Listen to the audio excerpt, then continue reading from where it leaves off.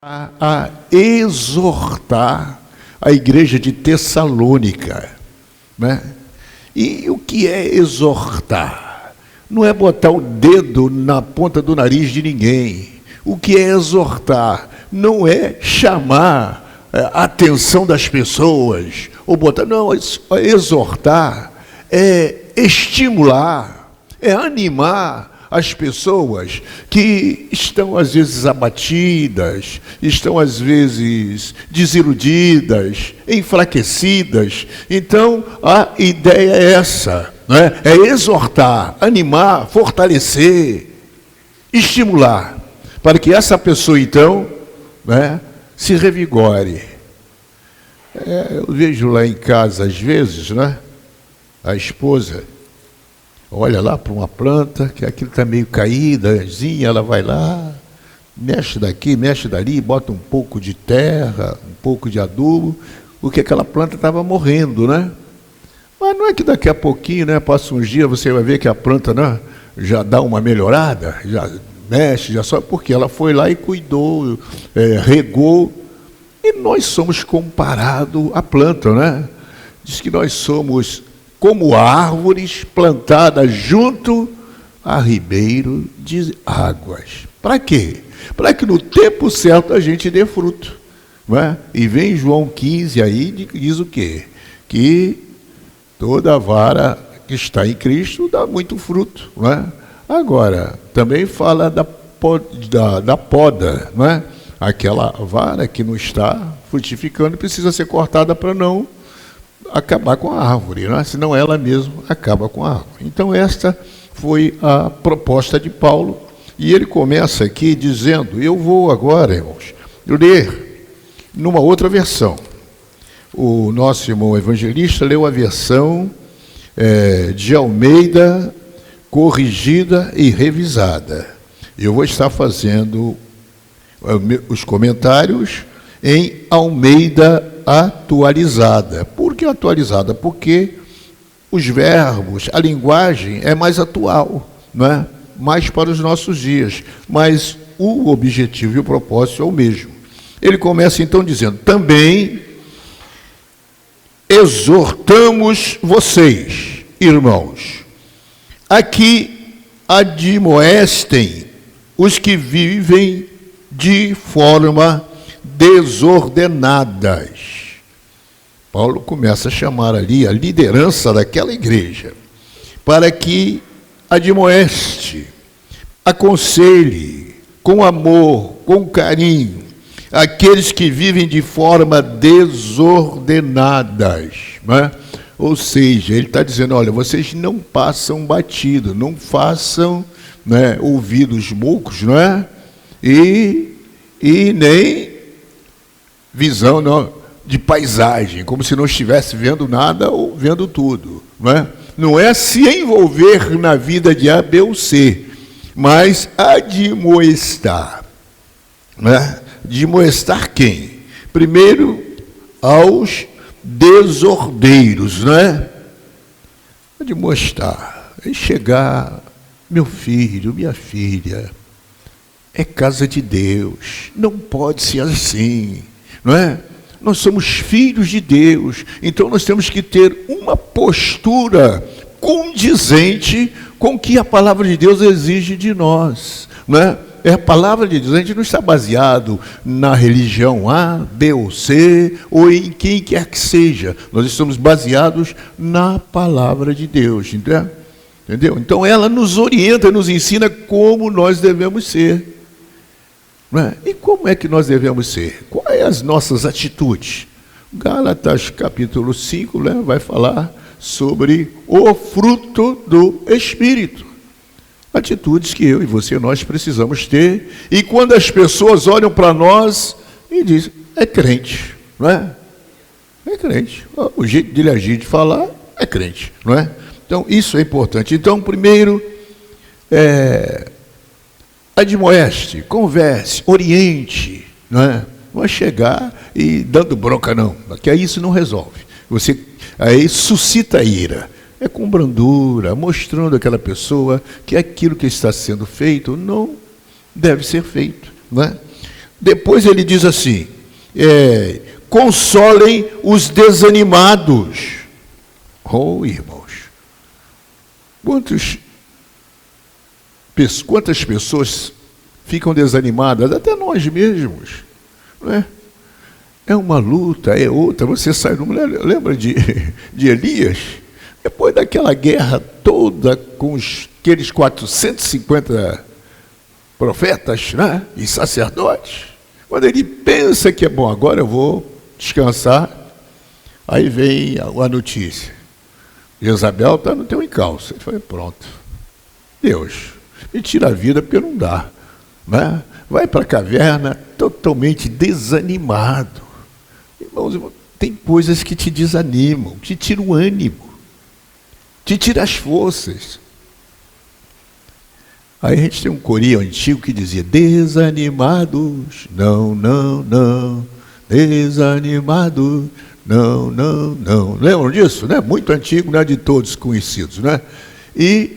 Mas não podemos estar desanimados, irmãos, porque o desânimo nos faz presa fácil. O desânimo nos impede de caminhar e de conquistar. Quem não tem ânimo não conquista. O que Deus vai dizer para Josué? Anima-te, tem de bom ânimo, porque tu farás, oh, aleluia, este povo conquistar essa terra. Agora, você não pode ir desanimado, porque se ele for desanimado, o que vai acontecer com o povo? Também vai ficar desanimado. Então o líder tem que ser animado, né? Para poder transmitir, compartilhar essa animação. E ele continua ainda a dizer, amparem os fracos. Amparar os fracos. A ideia, a pessoa está fraca, o que você está vendo que vai acontecer com ele? Vai desmoronar, vai cair, não é? E tem coisas, né? Uma parede ou qualquer coisa, você já vai ver que você vai encosta alguma coisa ali para impedir que caia. E é o que ele está dizendo. Você percebeu que alguém está muito fraco, ampare, chega perto, não é? Encoste, não deixa aquela pessoa cair.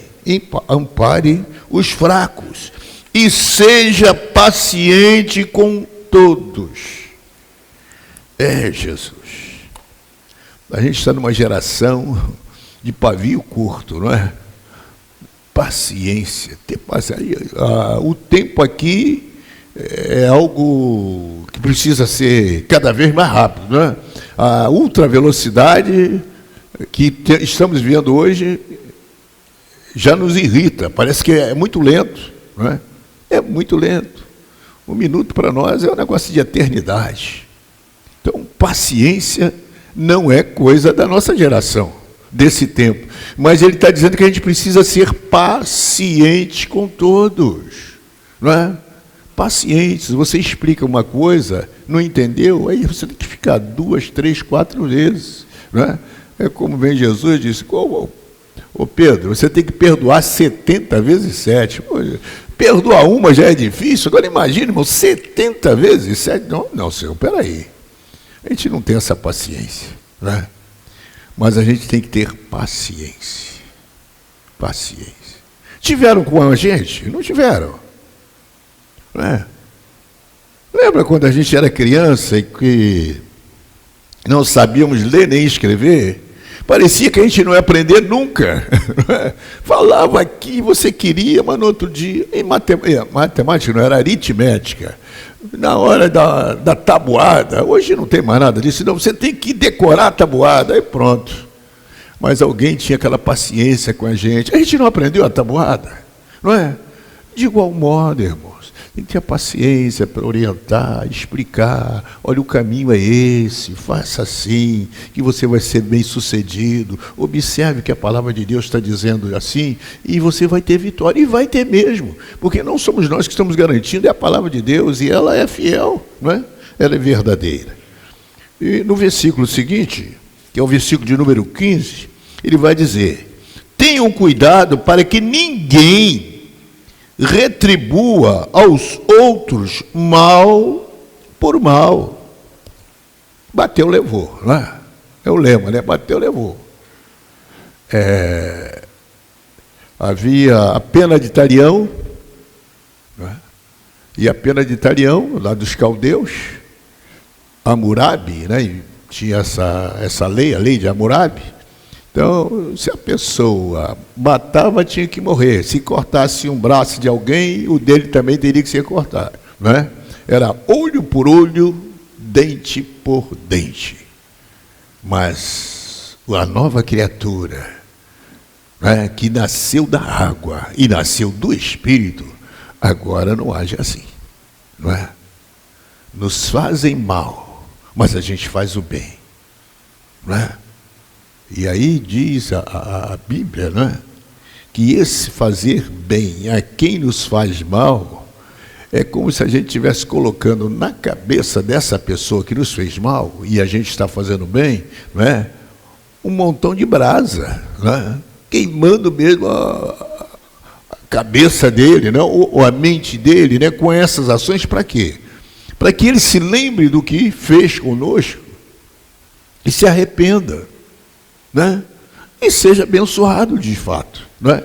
Então não retribua mal por mal, né? Retribua o bem. Recebeu o mal, mas faça o bem. É lógico que lá fora não é assim, né?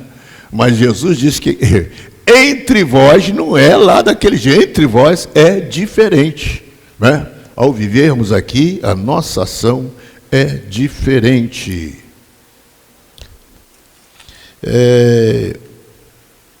Procurem sempre o bem uns dos outros e o bem de todos. Procurar sempre o bem. Ou seja, a gente não procura levar vantagens, não é? Mas aquilo que nós queremos para nós, nós também queremos para os outros, não é? Queremos para os outros. Então, descobrimos algo, não é? A pessoa chegou, olhou ali, boy, tem algo ali excelente, muito bom, e você anuncia, não é? Olha, tem uma vaga de conseguir um emprego ali, mas só que tem mais 20 vagas. Não vou entrar, vou ficar na minha. Não foi bom para você? Anuncia. Não, mas ali, irmão, fulano, Beltrano, encaminha para lá, não é? É fazendo bem. Não, aquele dali não vou avisar, não. Pisou no meu pé, não. É aquele mesmo que você tem que comunicar que tem uma vaga de emprego, não é? Fazer sempre o bem. Ainda tem uma parte da Bíblia que diz sem olhar a quem, não é? É lógico que a gente gosta de fazer o bem a quem nos interessa, né? A quem nos interessa, mas não é a proposta de Jesus para nós. É sem olhar a quem, não é? Não importa a cor, a raça, condição financeira, faça o bem. Versículo de número 16. Estejam sempre alegres. Estejam sempre alegres. Mas que Paulo, ele sabe da importância de estarmos alegres. Mas parece que ele não está vendo o que é o dia a dia da gente, não é? Sempre alegre. Não é? Você já notou que o ser humano gosta de... Seja quem for, você está muito bem daqui a pouquinho, é uma palavra, é um gesto. Que nós somos seres humanos, nós somos, irmãos, aquela plantinha, né, que alguns chamam de dormideira, encostou o dedo, a gente se fecha, se magoa. Entendeu? Por que isso, irmão? Porque o crente é, dos seres humanos, o mais sensível. Qualquer coisinha nos machuca. Qualquer palavra, não vou mais para a igreja, vou entregar. Mas é isso, é essa sensibilidade que o cristão tem. E a gente não pode deixar isso desapercebido, não é? Mas a gente não vigia no que fala, a gente quer falar, não importa. Irmãos, só que tudo isso tem volta. Tudo isso tem consequência. Tudo isso tem consequência. Depois a gente vai ver que remédio não resolve, cirurgia não resolve, nada resolve. Por quê? É consequência dos nossos atos, não é? Então nós temos que ter cuidado com o que a gente fala. Porque Deus fez coisas maiores para nós, irmão. Interessante que ele diz aqui, alegrai-vos, né? Ser sempre alegre. Só é alegre quem é grato, não é? Se você tem motivo para ser grato, você não vai ficar triste. Gente, porque a gratidão produz alegria, a alegria produz gratidão. Entendeu? É uma coisa envolve a outra. Sempre alegre. Meu Deus, eu dormi. Mas por misericórdia de Deus eu acordei. Mas você já observou que tantos e tantos outros dormiram e não acordaram? Não é? Você sentou à mesa e tem um prato e ele não está vazio. Mas você já observou que há no mundo centenas de pessoas que nem prato tinham? Você já imaginou que nós estamos... Por que ele disse se alegrar sempre? Irmãos, no mínimo, tem 1 milhão de pessoas no mundo querendo ser você. 1 milhão de pessoas no mundo querendo o que você tem. 1 milhão. Ah, se ele tivesse... você seria um milionário. Porque eles não têm nada. É uma pobreza, é uma miséria. E Deus tem nos abençoado, irmãos. Então vamos ser alegres, não é? Alegrai-vos o quê? O Paulo ainda diz, alegrai-vos na esperança. Ele é a esperança. E qual é a esperança? Que ele vai voltar. Então isso me produz alegria, não é? Então isso que Deus espera de cada um de nós, não é? Estejam sempre alegres. E no 17 ele diz, orem sem cessar. Orem sem cessar. Esse orar sem cessar não significa dizer que nós vamos orar 24 horas direto, né? Dobrar o joelho e ficar 24 horas. A gente não tem essa condição, porque nós também precisamos prover, né, o alimento, o sustento para o lar, tanto o homem quanto a mulher, todos nós temos os nossos afazeres. Esse orar sem cessar, ele está dizendo, nunca deixar de orar. Nunca deixe de orar. Ore sempre. A gente precisa orar. Né? Por que a gente tem que orar? Porque a oração, irmãos, é nós apresentarmos a Deus todas as nossas situações, seja ela qual for. É apresentar a Ele. Não precisaria disso, não é? Se você olha para Deus e olha para nós, não precisaria de nós fazermos nada disso. Por quê? Ele é onisciente. Ele sabe de tudo que aconteceu, tudo que está acontecendo e tudo que vai acontecer. Eu não sei o que eu vou fazer amanhã, mas não sabe o interessante é que ele sabe. Eu não sei o que vou dizer daqui a um mês, não é que ele sabe? Ele sabe tudo. Então não precisaria eu dizer a ele o que ele já sabe. Mas ele estabeleceu que tudo fosse comunicado através da oração. Né? Então ele que estabeleceu essa forma, então vamos fazer isso. Por quê, irmãos? Quando você ora, você vai apresentar a ele o problema, ele vai te inspirar na solução daquele problema, ou de uma decisão que você precisa tomar, de uma resposta que você precisa. Então tudo vem dele, tudo vem dele. E a gente dessa maneira, eu vou dar o meu jeito, não é? Não é? E a gente quer resolver tudo. Irmãos, eu aprendi na pele, não é?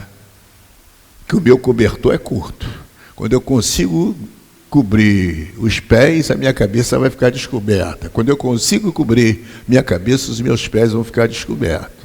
Eu aprendi também, como dizia Jeremias, que a minha justiça é trapo de imundícia.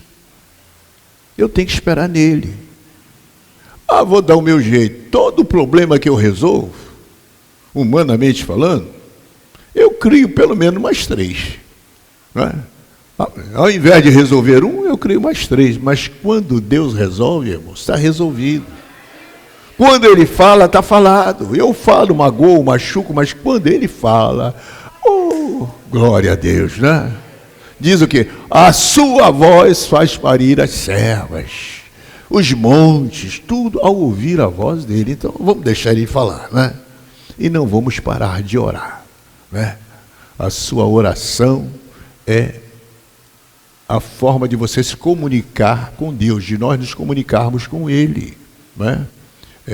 É um canal especial, reservado. É só você e Deus. Né? Você chega, dobra o joelho, ora. Né? É lógico, irmãos, que nós recebemos cobertura de oração. Né? Muitas pessoas olham por nós, estão nos cobrindo, e Deus ouve essas orações. Mas Deus quer ouvir principalmente a tua oração. Né? Zacarias. Ué, será que ninguém orou por Zacarias? Muita gente, talvez. Mas ele diz, Zacarias, a tua oração foi ouvida. Né? As nossas orações, irmãos, são ouvidas. Né? Vamos continuar orando. Mas, pastor, já oro por isso há tanto tempo e até agora. Não. Para Deus, você ainda não orou um dia, né? Que para Ele 1000 anos é como um dia. Então, né? O choro pode durar uma noite. Pode. Né? Mas a noite é longa, a noite é extensa. Né? Mas a alegria virá com certeza ao amanhecer. O que é o amanhecer? É um novo dia. O que é o amanhecer? É uma nova oportunidade. O que é o amanhecer? É um novo tempo. Mas só que é o tempo de Deus, não é o nosso tempo. Não é? Orai sem cessar.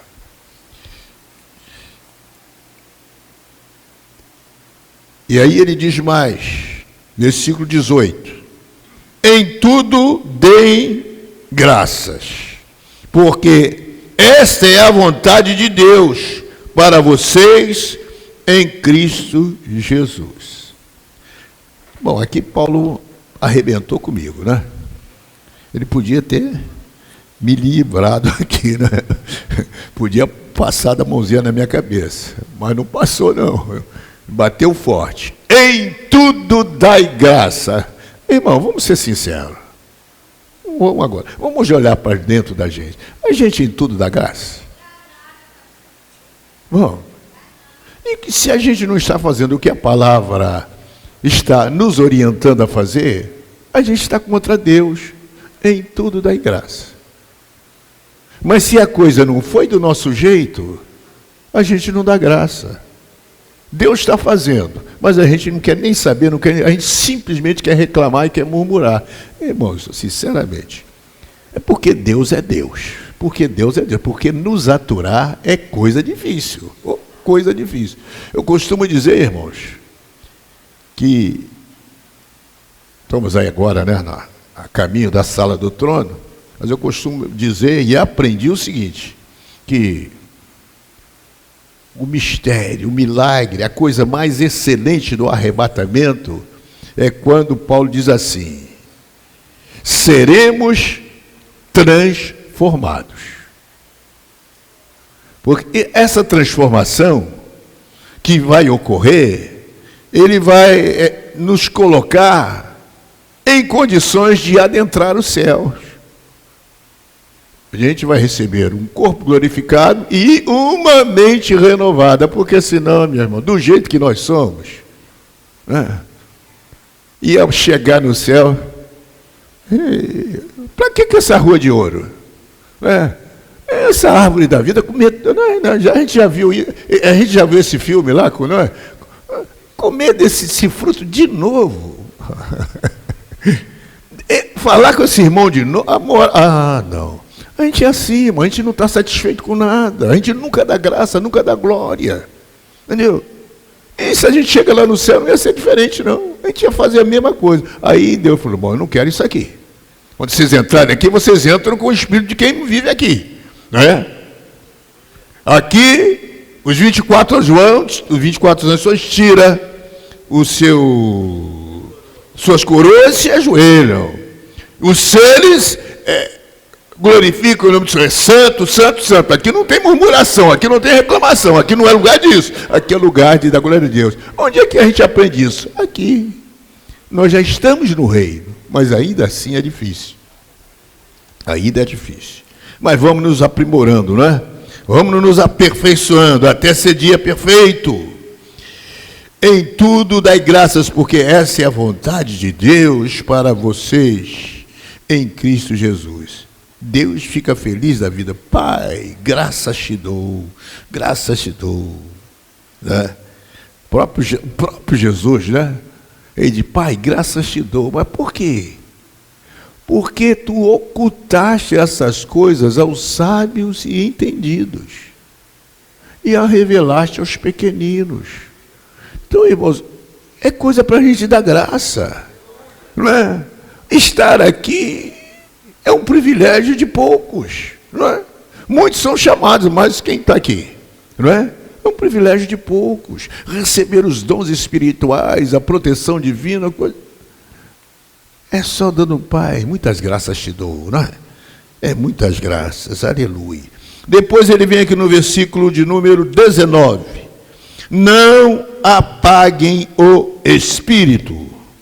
Não apaguem o Espírito. Entendam bem, irmãos.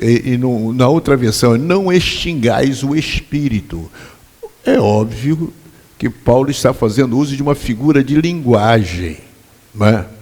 O que ele está nos trazendo é a ação do Espírito Santo nas nossas vidas, né? Que nós não podemos apagar, não devemos, melhor dizendo, apagar e nem ou extinguir. Mas se os irmãos observarem, uma das coisas que vem ocorrendo, a gente tem procurado evitar que o Espírito Santo trabalhe em nós. Nós não queremos o Espírito Santo. Se fala do Espírito Santo, mas aonde ele está no livro de Apocalipse? Eis que eu estou à porta e bato. Olha, ele está do lado de dentro ou do lado de fora? Ele está do lado de fora. Porque o Espírito Santo incomoda a presença dele, porque o Espírito é santo. Isso é o Espírito Santo, que é que diz, sede santo, porque eu sou santo. A santidade, se nós não formos santos, a santidade de Deus nos desintegra. Não é? Ai de mim, porque eu vou perecendo, porque os meus olhos viram o Senhor, que é santo, santo, santo. Então a gente precisa entender isso, que o apóstolo está aqui a nos chamar a atenção. Não apague o Espírito Santo. Hoje, quem é que convence o homem do pecado, da justiça e do juízo? O Espírito Santo. Quem que leva o pecador a aceitar Jesus como Salvador? O Espírito Santo. Qual é o ambiente que o Espírito Santo prepara para o agir, para glorificar a Cristo? É um ambiente de luz. É um ambiente onde há louvor e adoração. O que estão fazendo? Estão pintando as paredes de preto, estão apagando as luzes. Quer dizer, é um contraste com o que a Bíblia fala da ação do Espírito Santo. Quando você vai lá para os Santos dos Santos, aquela lâmpada tinha que estar acesa constantemente. O fogo do altar não podia se apagar. Então, sem fogo no altar, não pode haver escuridão. Né? As cores que havia no tabernáculo, né? E depois no templo, não havia essas cores negras, né? Cores pretas, não tinha. Sem questão de racismo, nada disso. É mostrando que o que sempre caracterizou o céu foi o azul, pelo menos. Milhares de anos se entende dessa forma. Porque você olha para cima, você vê um azul, não é? Mas hoje está se mudando isso, não é? Uma série de ações que conclama o povo, que chama o povo, e que acontece isso, toda uma ação humana, que tem tempo de validade porque é humano. E com isso a gente despreza a ação do Espírito Santo. Irmãos, o Espírito Santo fizesse um aleijado levantar e andar aqui nessa igreja, hoje, amanhã a gente não entraria aqui nessa porta. Se o Espírito Santo fizesse pessoas, os cadeirantes aqui, largasse a cadeira, quem tivesse muleta, largasse as muletas, alguém que tem problema de audição, nunca ouviu, ouvir, aquele que nunca viu, ver, meus irmãos, aqui ficaria lotado de pessoas buscando o quê? A mesma cura. A ação de quem? Do Espírito Santo, não é? Mas a gente prepara todo o ambiente para receber o homem. Qual é o ambiente para receber o Espírito Santo? A gente faz festa de janeiro a dezembro. Qual a preparação para receber o Espírito Santo? Nenhuma. A gente quer isso, isso, aquilo, ensaia, cantar bonito, quer isso, aquilo, outro, organiza, ornamenta para receber pessoas. E o Espírito Santo? A gente está extinguindo, mas a gente quer depois os resultados dele. Ele, mas como? Vocês não me convidaram. Jesus não é penetra, irmãos. Jesus não é penetra. Antes de iniciar o seu ministério, Jesus está num casamento, não é? Mas ele entrou lá, não, foi convidado ele e os seus discípulos, então ele não era penetra ali, não é? E viu a diferença pelo fato de ele ter sido convidado naquela festa. A festa não estava maravilhosa, não foi programada, não estava tudo bem, mas o final da festa ia ser um fiasco. Por que não foi? Porque ele estava presente, não é? É o que a gente precisa também nas nossas festividades, irmãos. Ter a presença do Espírito Santo. Ele quer realmente agir, interagir conosco, participar com muita alegria, né? Então vamos deixar ele fazer aquilo que ele gosta de fazer entre nós, né? Não desprezeis as profecias. Não desprezeis as profecias. O apóstolo Paulo, depois ele vai dizer aqui, ó, examinem todas as coisas, retenham o que é bom. Não despreze a profecia. E aí a gente comete os erros. Você olha, quem é que está profetizando? Fulano, não é? Beltrano, a gente faz logo aquela cara. Mas não é isso que a palavra de Deus está dizendo. Examinar a profecia, não é o profeta. Entendeu? Até porque, para julgar o profeta, é preciso que seja profeta. Não é? Ele sabe, ele tem o dom, né? Mas o nosso caso é julgar a profecia. Julgar a profecia. Aí você vai ver que tem pessoas que estão, irmãos, perdidas na fé. Olha, Deus falou que eu tenho que mudar para a Avenida Bruxelas. Aí muda para a Avenida Bruxelas. 2 meses depois, não, Deus mandou mudar e agora eu vou lá para a Avenida Paris. 3 meses depois, Deus mandou mudar, agora eu vou morar. Mas, irmãos, Deus não é Deus de confusão, irmãos. Deus falou, está falado. Se você vai mudar para ali, você tem um tempo. Mas é mudança de 2, 3 dias, isso não é. Não. O transtorno que tem, Deus é sério. Então, Deus é sério. Então, você olha e analisa a profecia. Meu servo, larga essa mulher e casa com a outra. Diga aí. Entendeu? Aí o camarada já está afim mesmo de chutar o balde. É de Deus, né? É de Deus. Mas não é isso, irmãos. O que Deus ajuntou, não separe o homem. Deus odeia o divórcio. Está escrito. É o que está escrito. A gente não pode ser contra a palavra. Não é? Então, se tem uma profecia para a gente, não é? Chega alguém, aí os meninos do movimento, e chega com um bolo de dinheiro numa hora que a gente precisa. Aí te olha, Senhor, é de Deus. Mas, irmão, você não sabe que aquilo é dinheiro de sangue. Como é que é de Deus? Aí você examinou e vai reagir. Não, muito obrigado, coisa e tal. Deus proverá. E vai prover mesmo. Não é? É um ato de fé, não é? Vamos concluindo, né? E depois ele diz aqui, examine todas as coisas, retende o que é bom. Tudo que chega, né? A gente deve examinar. E esse examinar não é olhar, observar, não é? Não é praticar, está mandando examinar, não é praticar, não é?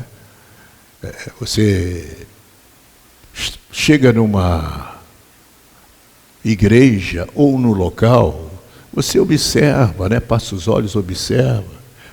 Até para a sua casa mesmo você vê, poxa, aquilo ali lá em casa ia dar certo. E aquilo lá na igreja ia funcionar. Você está vendo algo que lhe deu uma ideia e que você pode aproveitar para o bem aquela ideia. Entendeu? Examinou, é bom, é o que ele está dizendo aqui, é bom. Aí você olha, negócio meio estranho, e vai trazer para a igreja, não é?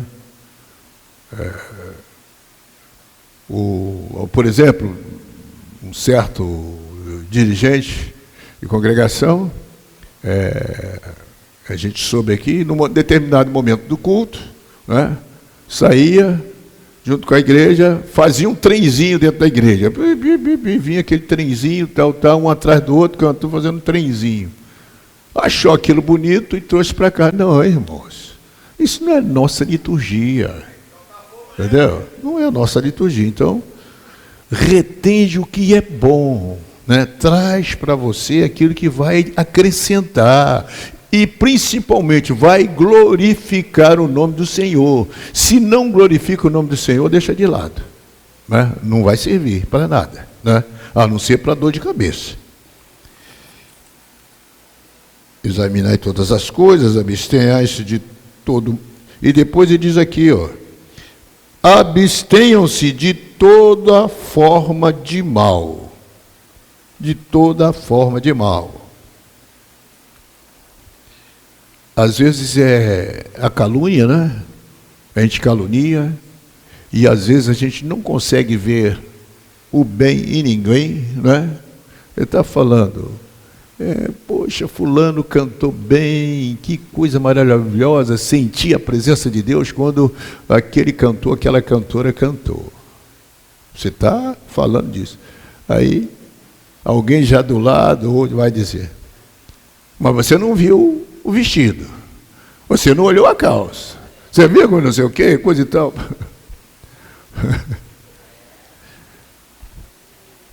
Aí não dá para a gente entender.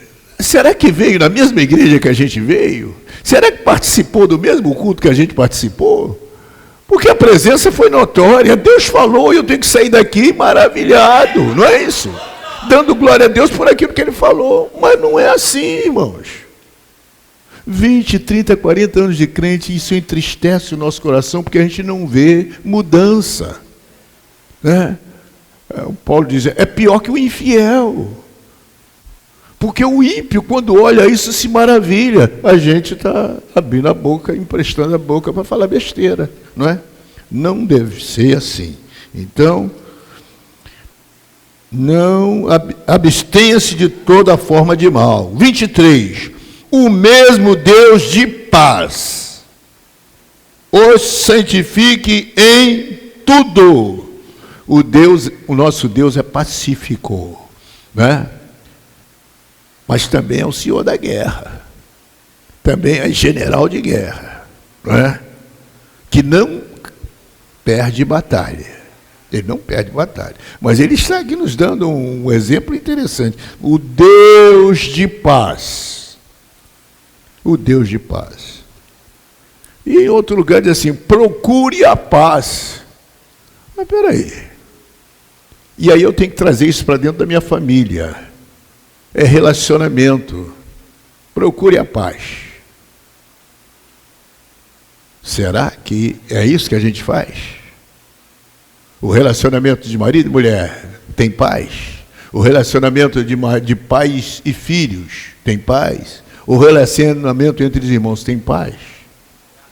Porque nesse relacionamento, a forma de falar, de agir, de abraçar ou preterir, né? E dizer coisas, porque, é como a gente volta a dizer, as pessoas querem falar o que acha que vai resolver. Irmãos, a única palavra que resolve é a palavra de Deus. Botem isso na cabeça. Quando a gente fala, a gente só vai arrumar problema. E a gente fica cheio de razão, achando que está cheio de razão.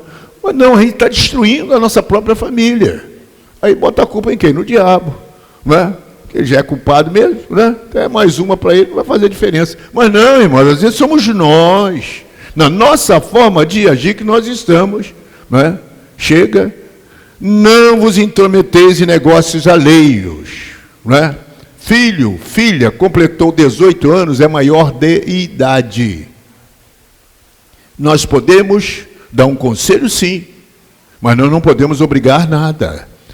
E eles precisam nos respeitar, mas nós também precisamos respeitá-los. Agora é um homem e uma mulher, e eu tenho que entender isso. A ideia, pelo fato de ser pai, de ser mãe, não me dá esse direito de invadir espaços. E aí eu crio problemas. É filho que fica chateado, é filha que fica chateada, porque eu me meto onde eu não tenho que me meter. Eu falo que eu não tenho que me falar.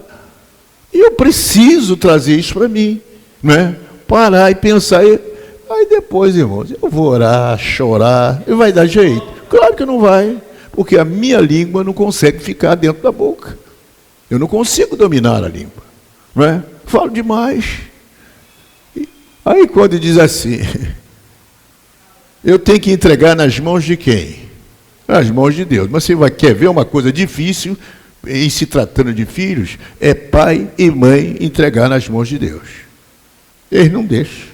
E se tratando de mulher ou de marido, a gente não entrega. A gente quer dar o pitaco. Volta e meia a gente não aguenta. E fala, e pronto. A coisa está quase se encaixando, a gente fala uma palavra, pronto. Tudo a estaca zero de novo, porque a gente não sabe confiar em Deus.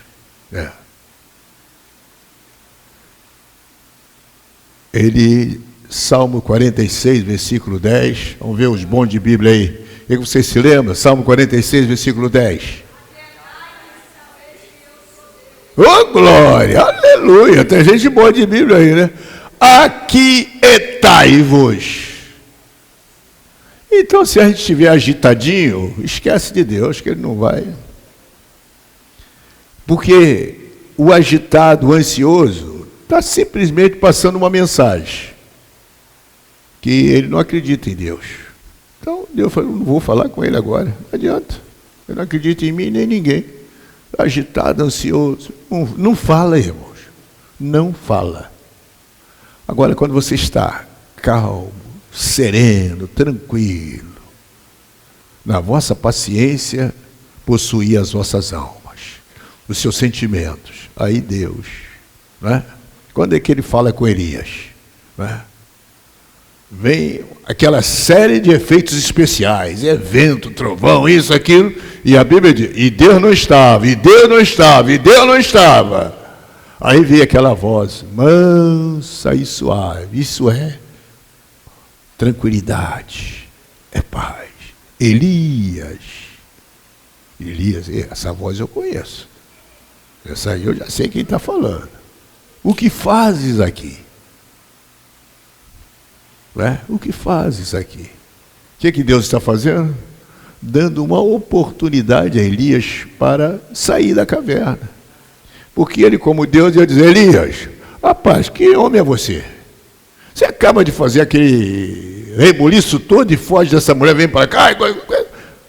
Foi assim que Deus agiu? Não. Mas não é assim que a gente age com nossos filhos? A gente nunca aprende com Deus. A gente chega, tá vendo, você é isso, é aquilo, e tal, pronto. Não é que não tenha que chamar atenção, mas não é você isso e aquilo, não. Aí diz que tem uma vara, que você corrige com a vara, você senta, você aconselha para que aquela pessoa mude. Elias, o que fazes aqui? Aí Elias vai contar para ele a história que ele já sabe. Não é? Mas o Elias precisava colocar aquilo para fora. E aí agora sim ele vai tratar Elias. Não é? Não, meu filho, a tua missão ainda não acabou. Você ainda tem que ungir profeta, você tem que ungir rei. E esse profeta que você vai ungir no teu lugar, você ainda tem que discipulá-lo. Ele não sabe nada de profecia. Aliás, ele é boieiro, vive atrás de, lá, arando a terra. Então você vai ter que... Ele não passou por escola de profeta. Então, é contigo. Aí, Elias sai dali e vai cumprir o que Deus falou, né? É assim que Deus espera de nós, irmãos. É assim que Deus quer que a gente age. O mesmo Deus de paz vos santifique em tudo. Vós já estáis limpos pela palavra que eu vos tenho falado. E nós também temos que procurar a santificação, sem a qual ninguém verá o Senhor. Ninguém. Então, nós temos que procurar ser santo. Sede santo porque eu sou santo. Né? Ou seja, vocês precisam ter a mesma natureza que eu tenho. Né? Vocês não podem se envolver em coisas sujas e escusas. Os irmãos vêm falar sobre algumas religiões, né? Quando as pessoas ficam em quartos escuros, comendo coisas, detritos, não é? É o rito de lá, mas o rito de Deus é diferente, né? Ele manda se lavar, tomar banho, botar roupa nova, né? Tudo direitinho, porque as irmãs cantaram aqui o quê? É para ele o quê?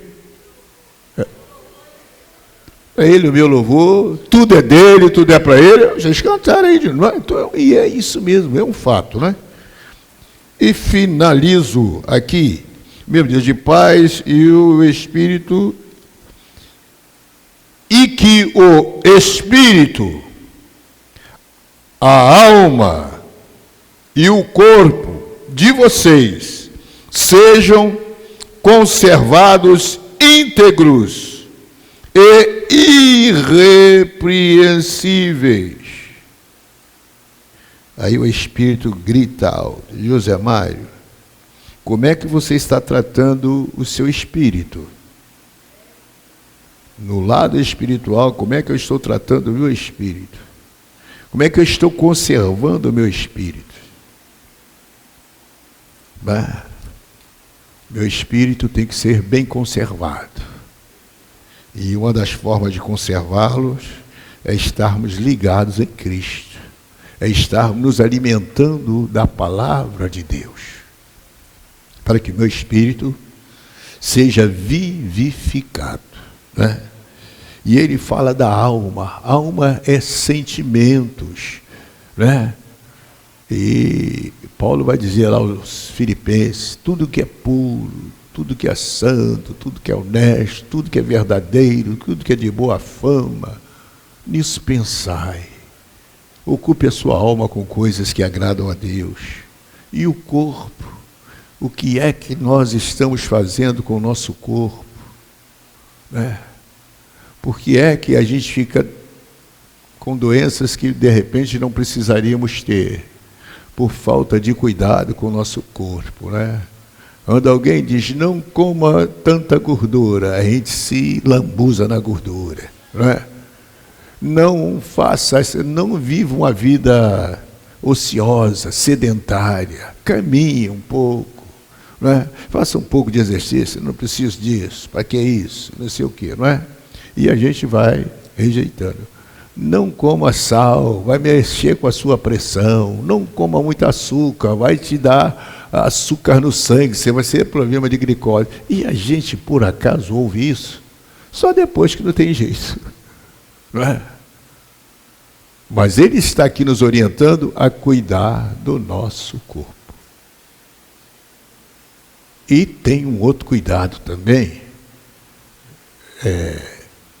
homens e mulheres, em seus relacionamentos sexuais, cuidar do corpo. Somos animais racionais, não somos animais irracionais. Esse relacionamento precisa acontecer à luz da Bíblia Sagrada.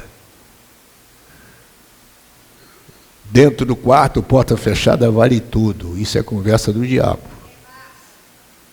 Ainda existe uma ética dos filhos de Deus que a gente precisa observar, né? E às vezes problemas sérios ocorrem porque não há essa ética. As pessoas estão vivendo como se lá fora tivesse, né? Porque hoje há um apelo ao corpo, né? Apelo ao corpo. Você olha hoje, de 10 pessoas que você vê, umas 5 está tatuada, né? E tatuagem antigamente, você só via no marinheiro Popeye. Os marinheiros é que tinham essa cultura. E os egípcios, fora disso, qualquer pessoa que colocava tatuagem era segregado. Hoje, você vai num consultório médico, aquele médico está tatuado. Às vezes uma doutora de uma certa idade está tatuada. A coisa pegou. Então a gente precisa entender que o nosso corpo, aliás, o que diz a Bíblia sobre o nosso corpo? Ele é tempo de quê? Como é que eu cuido do meu espírito, mas não cuido do corpo? Como é que o espírito vai viver nesse corpo? O corpo é templo do Espírito, né? Então, irmãos, para o Espírito Santo habitar nesse corpo, e se ele diz que é templo, templo é lugar de quê? De adoração, não é isso? É lugar de louvor, mas também é lugar de sacrifício, né? No nosso caso, sacrifício de louvor. Então essas coisas precisam ser observadas para que a gente tenha, na graça de Deus, uma vida abençoada, né? E conservados, íntegros e irrepreensíveis na vida de nosso Senhor Jesus Cristo. O Paulo só está dando um alerta. Se nós não conservarmos o nosso espírito, a nossa alma e o nosso corpo íntegros, sem mancha, sem mácula, quando a trombeta soar, não ouviremos o nosso nome ser chamado. Ao estrugir da trombeta, tem um louvor que fala o quê? Ouvirei o meu nome a chamar, né? Glória, glória, aleluia, né? O meu nome ouvirei Jesus chamar. Mas nós temos que estar enquadrados. Senão, quem está chamando o nome pula. Mas eu estava na fila aqui, ó, ordem alfabética, agora seria. Não foi. E aí Deus não tem culpa. Olha que ele vem falando, vem alertando, e essas cartas não foram escritas por acaso, né? Era para nós seguirmos. E ele fecha essa questão dizendo: fiel é aquele que os chama. Fiel. Fiel é quem é fidedigno. É que, como ele mesmo diz, vela pela sua palavra para fazer cumprir. Tudo foi criado pela palavra e este mundo é sustentado pela palavra de Deus. Então, esta palavra é fundamental para nós. Ele está dizendo, fiel é Deus. E um outro termo, Paulo diz, fiel é esta palavra. Então, você pode confiar no que está sendo dito, no nosso arrebatamento, como também, se ele não acontecer, não vamos culpar Deus, porque ele é fiel. Ele já nos informou a respeito disso, não é? Então, irmãos, a vida cristã é uma vida que nos leva a ter o seguinte entendimento: Deus nos fez, nos deixou para sermos sal, não para salgar, mas para temperar esse mundo. O que está acontecendo conosco? Estão pisando nos crentes. Porque estão pisando nos crentes. Mas por que estão pisando no crente? A Bíblia também diz. É porque ele deixou de ser salvo. Por isso ele não está tendo mais a sua função de temperar. Né? E luz. E por que estão nos pisando? Porque apagamos as luzes do templo. Né? E tem uma palavra na Bíblia que diz assim: antes que a lâmpada de Deus se apagasse. Isso foi dito lá nos dias de Samuel, né?